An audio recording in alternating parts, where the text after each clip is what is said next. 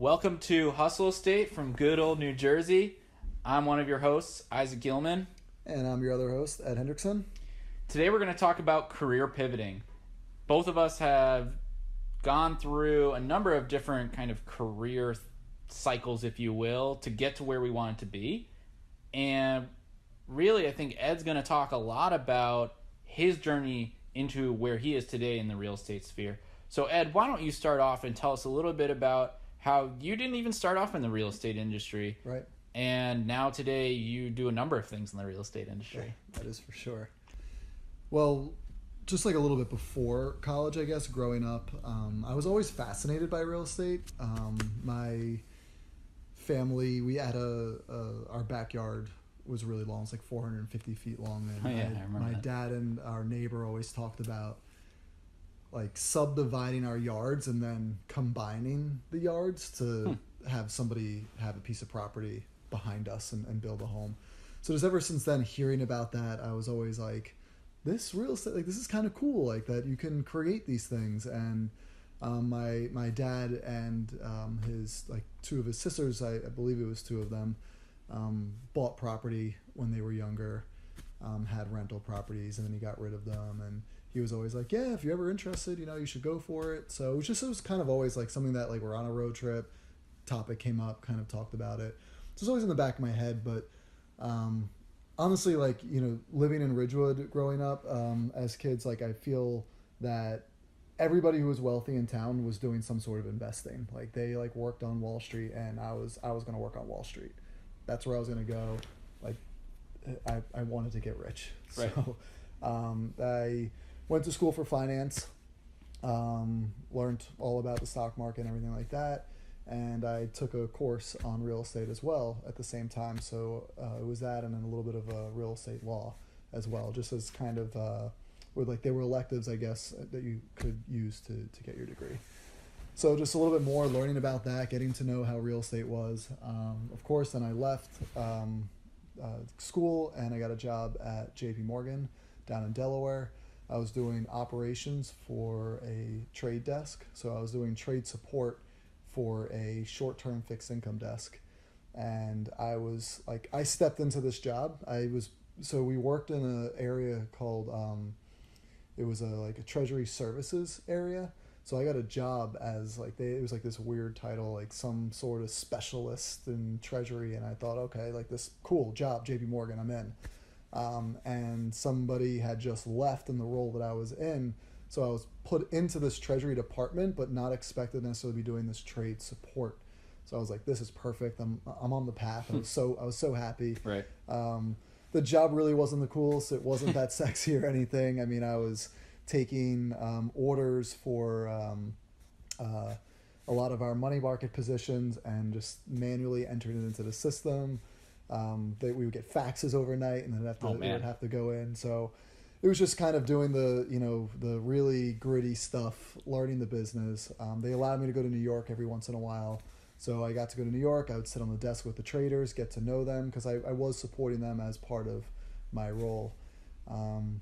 And as time's going on, I really wanted to be in New York. So I had to figure out how do I get to New York? My role is here in Delaware.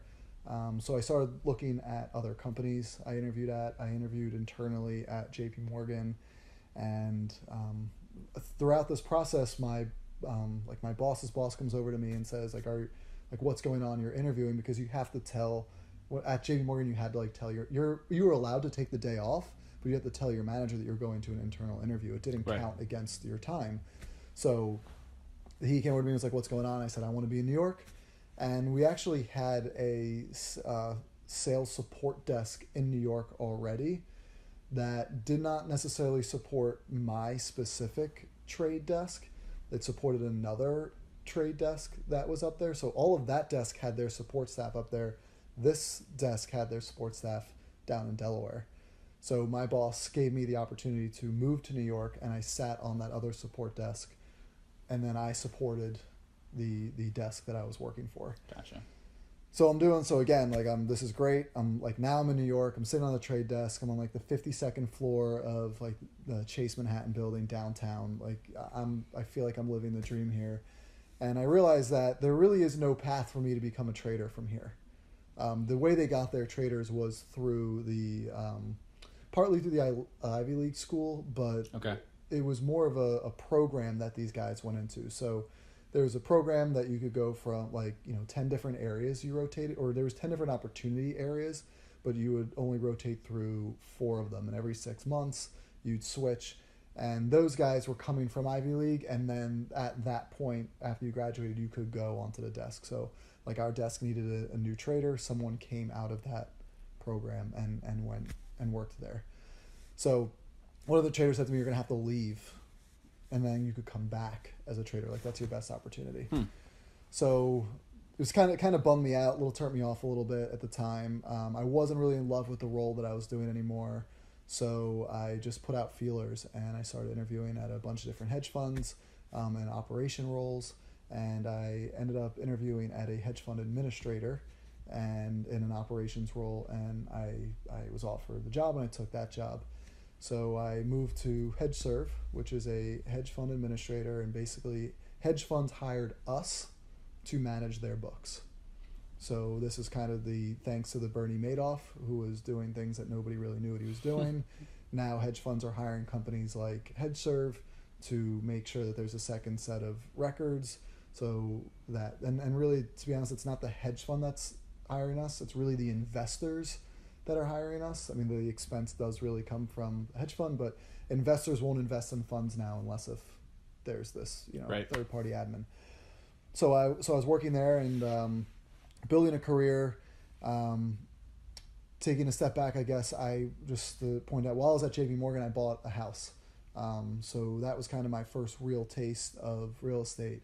And since it was still my passion, what I wanted to do was buy a house, like live in it for 2 years, whatever the case is, save up some more money, move out, buy another house, and rent that house. So was it just a single family home, or what that was my plan. I was looking at all single family homes, and I found a mortgage broker, and I told him my plan. Here's what I'm going to do. And he said to me, "If that's your plan, you should buy a multifamily home. You're able to take advantage of the FHA loan that you could move into a multifamily home and put minimal amount of money down." So I was like, I never wow, this is happening so fast. Multifamily tenants, all at once. That's 2 years down the road when I buy the other house. So I started looking at multifamily homes. Okay. I had no idea what I was doing, but this mortgage lender actually walked me through, because what you can do is you can take your rents. They can be applied to your income, a certain percentage of them. Okay. So I was able to afford something a lot more than I thought. And this because of the potential rental income. Exactly. So this isn't even really somebody leveraging, over leveraging their money and then getting caught. This is just simply the bank allows you to apply their rents to your mortgage at a percent. It's not a high percent. I think it was 60%. So that way it took in factor for vacancies and everything like that. Right. So I would go look at a property, call my mortgage guy and say, "Here what the rents are." And he'd say, "This is what you should offer based off, this is what you can basically get based off that. Oh, that house is too expensive." Moved on to the next. I probably spent a good 6 months looking for properties, multifamily properties. And this property came across, and it was perfect. I mean, it worked out. All the numbers worked out. So we went under contract. I mean, that's probably a whole story for itself. I was really a big stickler on getting things fixed, because I didn't need them fixed, because I already had a place. I didn't need to move, kind of situation. But anyway, we got it all done, and I moved into one of the units of the 3-family, and I acquired 2 tenants at the time. So you're still working for Morgan. You're still working for JP Morgan, right? You're acquiring property now. Yep. And you're on the job hunt, or you're not quite so on the job hunt yet? I'm not quite on the job hunt yet. Okay. Yeah, I'm living in central Jersey. I'm in Hamilton, New Jersey. Yep. Taking the train up to Manhattan. But you're in the Manhattan office now. Yeah, exactly. Got I'm in the it. Manhattan office now. I'm working there, and I probably started to look for a job a few months after I bought the house. So now I'm at HedgeServe, and I'm living in that house still. Everything's going well at my job. I'm moving along, advancing in my career there. Kind of thought that this was going to be it. This is what I was going to do. I mean, I genuinely liked that job. I loved the people that were there. But you're still thinking about maybe buying more property? Yep. So I'm saving my money, looking for another, always thinking I'm going to buy something soon. So what I ended up doing is Anne, my wife now, my girlfriend at the time, we moved in. We were engaged. We moved in with her parents, and I rented out the third unit. So so your whole multifamily is all rented by different people. Okay. I'm saving some money. I'm living with them. I'm not paying rent. So now I'm making money off my property, and I'm living with them, and they graciously, weren't charging us rent, which was awesome. And we got married. So now we have the money that we had been saving. We buy an apartment in Hoboken. Okay. So now I live in that apartment, and the thought was always we'd live there for a few years. We'd move out to the suburbs, and we'd rent out that apartment. So only part of that story is true now, is we did not move to the suburbs. We are still in Hoboken, but we've since moved, and now we rent our apartment, and I rented out that apartment. Okay, so you have now a multifamily and a condo rented out. Right. Or renting now. Exactly. Yep. At this time in this story, and I am working at HeadServe in New York as I'm buying this property, and then I also decide, wow, I'm buying these properties. This is costing me money. I should get my real estate license, because this will save me money by having my real estate license. I'll be my own agent every time I buy, sell, and rent. So I go and get my real estate license. So kind of cut out the middleman, exactly, if you will. Yeah. Yep. All right. So I get my real estate license, and I meet somebody in that class, my now partner Alex, on a couple deals, and he's flipping homes, and I'm like, that's amazing. I want to do that. So we become good friends throughout the class. Class is over. I get my real estate license. I hang my license at an office in Hoboken, and I just continue to talk to Alex, continue to learn what's he doing, and he finds a property in Elizabeth. We buy it. We do the rehab. We flip it. First flip. Still at HeadServe. I'm working a full-time job. I'm doing the stuff on the weekends. Another property, rehab it, flip it, and I just start to realize, like, this is what I want to do. I'm now spending my days at work in my free time trying to find properties, learning about this. I'm taking time off from work to go to closings, to go to the property, because you got to meet this inspector or that inspector.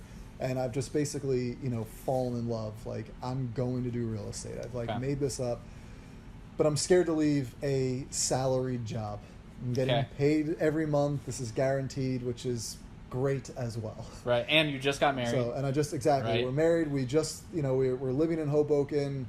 It's a more expensive area than we had been before, so I can't take this leap of faith. And were you getting benefits and stuff? I'm getting great benefits, the best benefits that I ever had. They were paying I had full health benefits, so it was a huge risk to walk away. Yep. So my options were, okay, go become a realtor, go flip full time. And all of those were just I was a little nervous with them, because realtor meant I knew it was 6 months before I would really start making money as a realtor by the time you get embedded and start trying to find people. And then as flipping, I'm like, I'm only really making money based off the money that I have. So I have a fixed amount of money that I have saved up. I'm putting money into a project. I'm getting money back. And getting that money back, it takes 6 to 9 months. Right, to get it's that money not a back. very liquid process, Exactly. right? Like, your cash flow is it's not very enough up and down. It's not enough on a frequent basis. I wasn't prepared for that. If I was putting all my money into this project, I didn't have any money to live because it's out. And I'm only making enough off these projects to live, right? So if I quit my job, the profit there is only enough to barely live. So I'm not really making money now. So I'd feel like I'd be in this spiral of I'm flipping. So you're just live. always breaking even. Exactly. Right. You're not able to save. Exactly. Okay. So I thought that's not really a good idea. How can I get into real estate and learn more about the business? Okay. And I realized, and think about it, I'm talking with Alex, and we're borrowing from hard money lenders. These guys are seeing flippers day in and day out succeed and fail. So wait, what's a hard money lender? So a hard money lender is somebody who is lending to somebody like me who's doing a flip. They're helping me acquire the property, and they're giving me money for rehab. And how is that different than like a traditional mortgage, like bank or brokerage? The major differences are speed of closing. A hard money lender can close in 2 weeks. Whoa. And they'll also close on a property that doesn't have a CO, which is a certificate of occupancy. Okay. So it can be vacant. Basically, it can be destroyed. Holes in the walls, no sink. Like every house I want to say that I bought, the water wasn't even turned on when I started. Just as a simple, water had been off, it had to be turned on. The kitchens all needed to be redone. You couldn't live in them. They were unlivable. And when you get a conventional loan, you have to have a livable home, unless if you go a 203K right route, which is kind of equivalent to hard money, but again, time. And when I'm getting hard money, they don't care who your contractor is as long as they're licensed and insured. Okay. 203K loan, they have approved contractors that they have to do. All right. So it's just interesting. It's a different process. All right. So it's not a conventional loan at the end of the day. It's correct. It's different. Yeah. So hard money means something. Okay. Yeah. Cool. So you're working with these hard money lenders. So now I'm like, so I'm working with these hard money lenders, and I think, okay, these guys are seeing the success and failures of what I want to be doing. So I'm looking on the internet, and I find a local hard money lender, and I call Alex. I'm like, hey, have you heard of this company? They're right in Hoboken. He's like, I'm borrowing from them. Let me introduce you to them. So he sets it up. Right. I meet my manager. This is like a week later. I meet my future manager. I have an interview. He says, can you come back another day? I'm like, yeah, sure. It was kind of a bum. I was kind of bummed that I took a day off from work to do this. They don't know I'm interviewing now at something completely different. My wife picks me up, and I'm driving to ShopRite to go grocery shopping, and they're like, hey, can you come back in an hour to meet the partners? They want to meet you.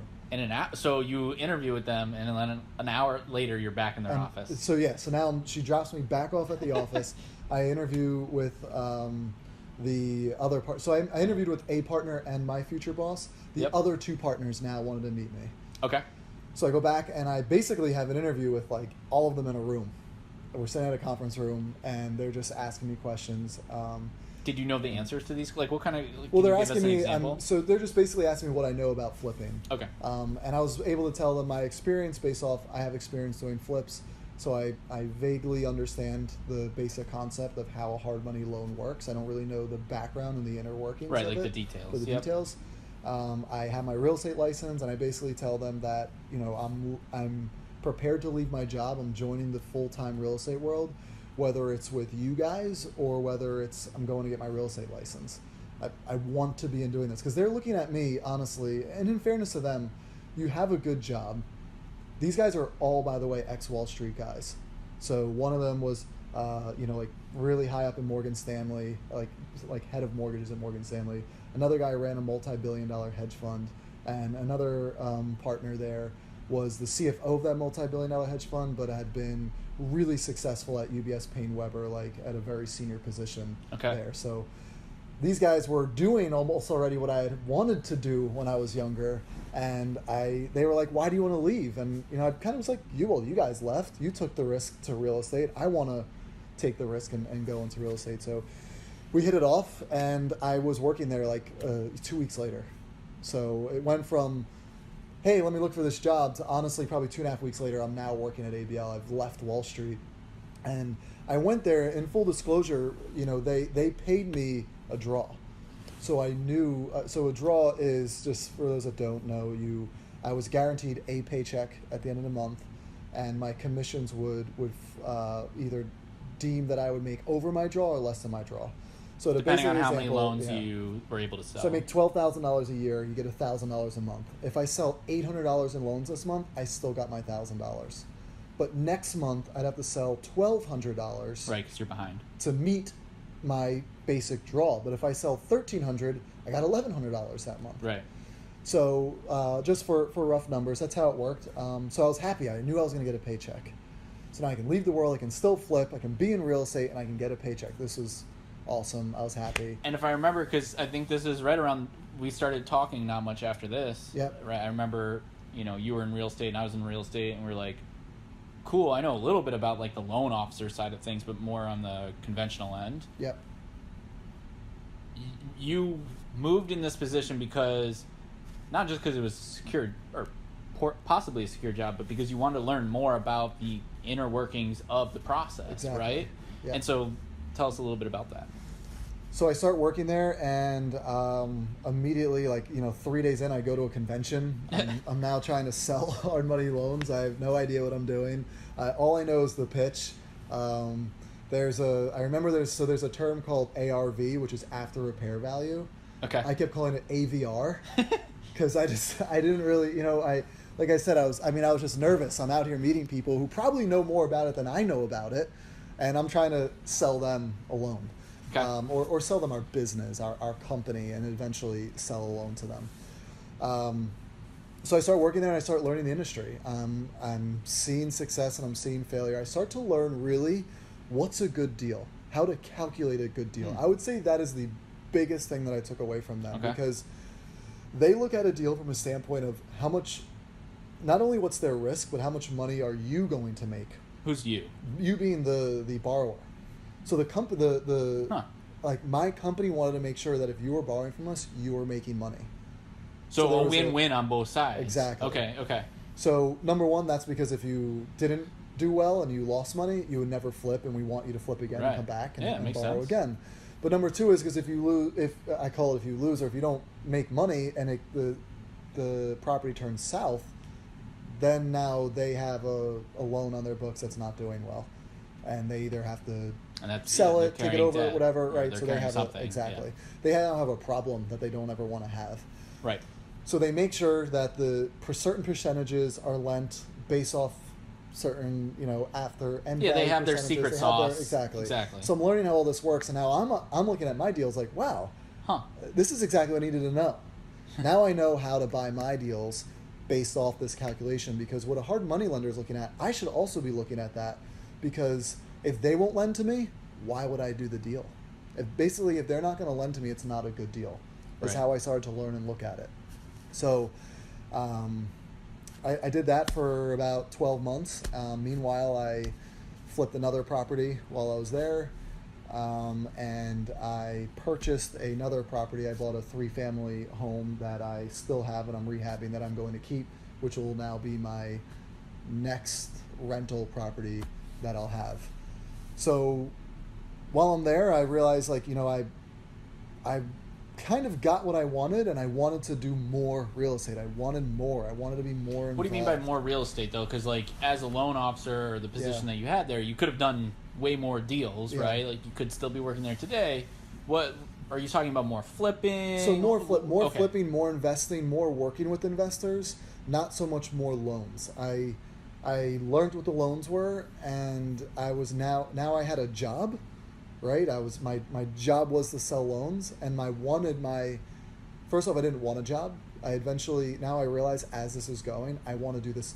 Like I said, I wanted to do it full time. I wanted to flip and work for myself full time, but I didn't have the money and the ability to do that at the time. So I went and learned more, but it became a job to me, and I wanted to be out and do more stuff for myself. Being flipping, rentals. And then now that I knew hard money and I had a big network of investors, and I knew how to talk with people, how to maybe work with investors besides just for myself, but work with other investors. Let's help them find properties. Let's educate them on hard money, which would help them be able to understand how and why to buy properties. So to me, it sounds like you kind of realized at a certain point, as a loan officer, was that your correct title? Okay. Yep, I was a loan officer. So at some point, you kind of hit your ceiling. Yeah. You said, I can't. The return on my personal investment of learning more of this, setting up the deal, if you will, is very limited. Yep. Right? Like if I stay here for another 2 years, what I just learned in the last 12 months is only going to give me 5% return versus the last 12 months I've hit 60% return. Exactly. Let's say. Yes. So now you're thinking, okay, I learned a lot about the numbers, like how to set up the deal. Now what are you trying to learn? So now it wasn't so much about learning, really, I felt at the time. It was more about doing. Okay. So I wanted to get out there and do more of that real estate that I couldn't do before I went to the lender. So the flipping, the rental stuff. But also during this time, I met a broker at Culture Estate, Louis Leva, where I currently work, and I just talked to him a lot about my deals. He helped me with the flip, just asking questions, and I would just go to the events that I knew he'd be at, and ask him questions, and then network with people. And I started to see what he was doing, and he, at that point, to me, started to become a mentor to me. I started to see what he was doing, He was a real estate investor and owned a brokerage. So he's doing the realtor thing, teaching people about the realtor thing, but he was also an investor. He was buying properties. He had rental properties. He was doing what the term is called wholesaling, or signing contracts. So he would find a good deal, put it under contract, and sell that contract to an investor who was looking to do a flip. I know that's very basic, but that's what he was part of the stuff that he was doing, or I should say, a lot of people in his office were doing, and he was just very much an educational guy. And I was like, I want to work for this guy. I can do flips, and I can learn something from him. I can get involved in sheriff sales. I wanted to go to sheriff sales as well. I had been going to sheriff sales as a loan officer to meet clients. Yep. And I wanted to learn how that sheriff sale process worked. So I left the lending, and I went and worked I left lending full time, we should say, and I went to go work for him for the real estate aspect. Real estate aspect being the realtor slot. So he's teaching me, because you already know about setting up the loan. Right, exactly. This is not setting up the loan is not something that he knows a ton about, other than his experience with right. loans. But he was Exactly. never a loan officer himself, Right. per se, or he was never, trying to understand it like you were trying. He was to never a understand. hard money. He actually did do mortgages at one time in his life, but he never did the hard money stuff. So I can now be an asset to his office, and So that's your value add, or exactly. that was is your Right. value add, yeah. So I'm learning from him sheriff sale stuff. As I start there, I'm providing education to the office about hard money, and now I have this freedom to do my flips and manage my properties as I saw fit. So I feel that I'm doing what I've kind of, and I guess in sense what I would say always wanted to do, but I didn't always know what I wanted to do. But that freedom of, I can work for myself. I don't want to go to work tomorrow. I don't have to, but obviously you need to be working to make money, but that would be my own choice, my own sacrifice, and I don't have to tell somebody or explain to somebody as to why I'm not there. And freedom was a big thing for me. That was something Right, that I always had Yep. wanted to do throughout my whole career. I always wanted to have the freedom, and that was kind of a pull to real estate, that these realtors, they work whenever they want. And I mean, I'm obviously learning that it's not as yes, I work whenever I want, but I certainly work way more than I ever did before now, but that's my own choice. The cliche of, if you really love what you do, you never really work a day in Exactly. your life. That's Yeah. kind of where... That is where I am yeah. now, yeah. So I don't really feel, I do love what I'm doing. I can say hands down, I've never been so happy doing this. So that's kind of where I landed. Now I'm working, a very big part of my day is sheriff sale stuff. I go to auctions and buy for clients, and I am managing my flips, and that's really, I also go to the sheriff sale and buy for myself and do the wholesale aspect. But that's part of your now, like, Ed Hendrickson portfolio, right? Like, if we go to your website today, that's kind of that starts to become the theme. The theme, Yeah. right? Those are the things that, if I want to talk to you, here are the services you offer, and you work with an organization that offers supplementary services, but you are kind of the broker. You broker your own deal. Exactly. I'm the face and I'm the name. So I'm doing my own lending. So I'm meeting people, and that's on me. And you built the network of, hey, I can work with these different lenders. Exactly. I understand what's a good deal for you. I understand what's a good deal for me. Yep. So I'm working with a couple different companies there, and then I'm now again doing my real estate stuff. The flip. When I say my real estate stuff, my personal investments, my flips. Right, your my rental rentals, properties, that your kind of flip, stuff that is not part of other people's things necessarily, unless you have partners. Exactly. And then I'm also doing the investor realtor, as I call it, because I'm not necessarily working so much with retail buyers. I'm working with investors who are looking to buy properties. So through many different channels, as you know, I stress the sheriff sale stuff because that is kind of who I'm branding myself, and I'm working the sheriff sales through Culture Estate. Got it. So as I'm out networking, hey, I'm Ed, I work at Culture Estate. This is what I specialize in, as other people specialize in luxury homes or first-time home buyers. Mine is investors, specifically, even go further into the specification. It's sheriff sales. Got it. So all right. So I mean, your journey is definitely not black and white, but I think there's two things that I can at least pick out. One is you always had something kind of going on the side, and Yes. eventually it became a point where, I mean, you were taking time off of work to do that side thing. And I think that was an indicator to you, at least, or it sounds like, that I need to do this maybe full time, or I need to figure out something else, right? Like I can't keep taking. I only have so many days I can take off. Exactly. So that's one thing. And if somebody, would you say, like, what were some of those indicators aside from like taking time off? You said you were spending some weekends or nights, or what if I, for instance, or somebody that's watching or listening is like, hey, I have a side hustle. How do I know when to make that my full-time thing? Or should I go into a company that does that more full-time so I can learn more? Like, what would you say?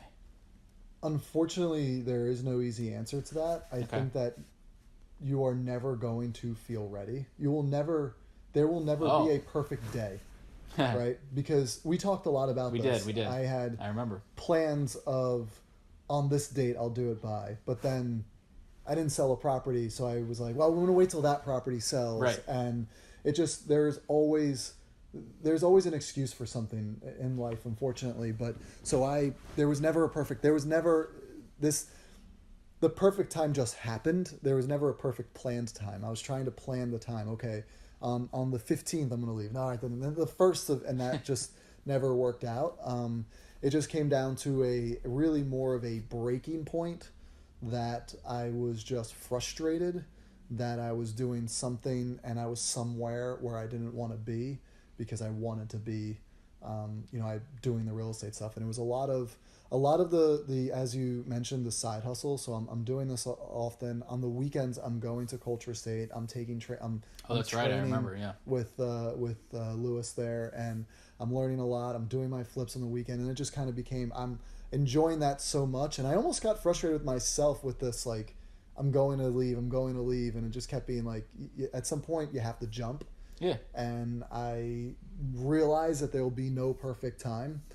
And but you realize that now. At the time, I remember you saying, no, I just need another 2 weeks. Yeah. Right. Okay. And it really came down to, I had a couple frustrating days at work, and it just hit, and I put in my 2 weeks. Like, I would tell you, Monday when I went to work, I didn't think that Wednesday I would have put in my 2 week notice. I mean, yes, it was building, but it quickly happened to a point where it's like, okay, I should do this. This is right. I'm doing it. And I think the second theme that I hear a lot from you, but also just in kind of the discussion right now, is you are meeting a lot of people, right? People talk about networks and networking and the importance of networking, especially early on in your career. But I think what I've seen from you and what you just talked about is you met Lewis and you got to where you are today, not because that was the first person you met. Right. Even your first partner that you mentioned, Alex, you met him in class, but there were multiple people in class. Right. It wasn't just the two of you. So what do you or like throughout your kind of career so far, how has networking really changed the way that you've operated and kind of seen your own career grow? So I definitely will touch on that. I also want to mention about leaving. Networking helped me with that. So networking obviously was tied into that, because networking and knowing that you had a network to rely on once you left. For me at the time, it was a network of investors that I had met that I could buy properties from, a network of other hard money lenders I've met at networking events that I was networking at to try to find investors to lend to. So if it wasn't for networking, I probably wouldn't have come this far, at least this far, this quick, or in this direction. I mean, you can always, I could have just left and tried flipping, but networking just as I'm a very outgoing person, but at first I did not like networking. I hated this idea of jumping into someone's conversation and butting your way in and kind of bragging about what you're doing. This is a lot of what people are doing. I mean, it is hey, I'm a hard money lender. I could do this, and this for you. And that's how you got to, kind of push yourself out there. So networking was huge for me. It definitely helped grow my career through networking. Obviously, I met Lewis, which is where I am. I've met other hard money lenders, as I mentioned, which has helped me. I've met other investors, which I could potentially partner with, or pass advice to. I mean, advice is like, think about networking. People are like, oh, I'm going to meet some. I don't need to meet someone. I have a mortgage guy. I have an appraiser. Like, but a lot of networking is just getting to know people and helping people. I'll tell you that my networking has helped me evolve into a better networker, number one. So I encourage people to practice it. Yeah. Yep. But before you leave that job, while you're doing your side hustle, network in the network where you want to be, whatever it is, whether it's real estate or it's technology like yourself, or maybe medical something. Go to where those people are and get to talk to them. You'll learn the language, number one. Yep. And important. You'll get to meet people who are there who can teach you also about their downfalls and stuff. So while at ABL, the hard money lender that I was at, I networked a lot. I networked weekly. I was always meeting people, learning about the business, learning how to talk to other people. So it was huge for me. It was a big aspect. And it's still honestly big, and I'm glad I'm at the level of, I have a lot more to learn to be, even more of a master networker. But I'm out networking now, and I can network my new product. Awesome. My new self, and I feel comfortable doing it. I was at an event today, and someone came up to me and they were like, "You do that so smoothly," and I was like, it's been a year's in play. Practice makes perfect. And practice makes perfect. Yeah. And a tip for anybody who's networking, who's new: find the guy who's by himself in the room. It's just a lot easier. He or she is probably nervous and isn't really talking to anybody. That's why they're by themselves. You're new to it, so go find the person who's alone in the room and just start talking to them. And people will see you talking. They'll join, because people who are networking a lot are bumping into groups and trying to, hey, how are you? What do you guys do? And it just spirals from there. All right. So. Well, I think that was a really great story. I think that was a great last tip, and maybe a good segue into kind of our resource portion here. Yep. I don't really want to plug a resource per se that I've listening to or reading this week, but I mentioned earlier, or I was talking to Ed earlier at least, that I've been really focused on some of the economic information that's coming out lately, specifically around mortgages. And so two kind of organizations that I've been looking at data around is the Mortgage Bankers Association. So overall, mortgage rates are going up due to just general economic general economic indicators, but that means that mortgage applications are going down. So over the last few weeks, we've seen, or at least the Mortgage Banking Association has seen, mortgage applications going down. And then the other one is Governmental or Census Bureau has tons and tons of data. And today or yesterday, information came out about permits and housing stock. So new construction basically. And there's been a big demand for starter homes and a big lack of supply. And so we continue to see that in the market today, which is also driving down mortgage applications, because with higher rates, people are having more trouble affording lower cost homes. So that's what I wanted to plug. Did you want to plug anything else? I mean, that was a great tip you gave. I would say, just to extend on that tip, if anybody's interested in networking, a site that I go to find networking events is meetup.com. So it's just, basic how you would spell it, meetup, one word, .com. And for myself, I search real estate within 5 miles, and I can find local real estate networking groups, as well as auction.com for the real estate world. They have local networking events across the country. They're really big into doing it in New Jersey. Actually, meetups for tech groups as well. Yep. So I've gone to a number of those in Detroit, and I've always found them to be really fun and enjoyable. So. Cool. All right. Well, I think that's all we got for this week. Good. And I hope anybody that watches you enjoy. If you have any feedback for us, please let us know. Yes. Again, Hustle Estate 1, that's Hustle Estate and the number 1 at gmail.com. You can reach us there. You can reach me at Isaac Gilman. That's my Twitter handle. And then I know we earlier plugged it, but edhedrickson.com. What are your 3 things? Let's go over real quick. I do sheriff sales. I do hard money and wholesaling. So those are my 3 avenues that I'm able to help anybody out. Advice or anything, check out my site. There's a comment section. If you have any questions, Doesn't necessarily need to be that you're looking to, work with me. I'll answer questions, anything. I love to help people out. He's looking for that win-win situation. Exactly. Yeah. Cool. Givers gain. I like it. All right, well, take care and talk to you guys soon. All right, bye guys.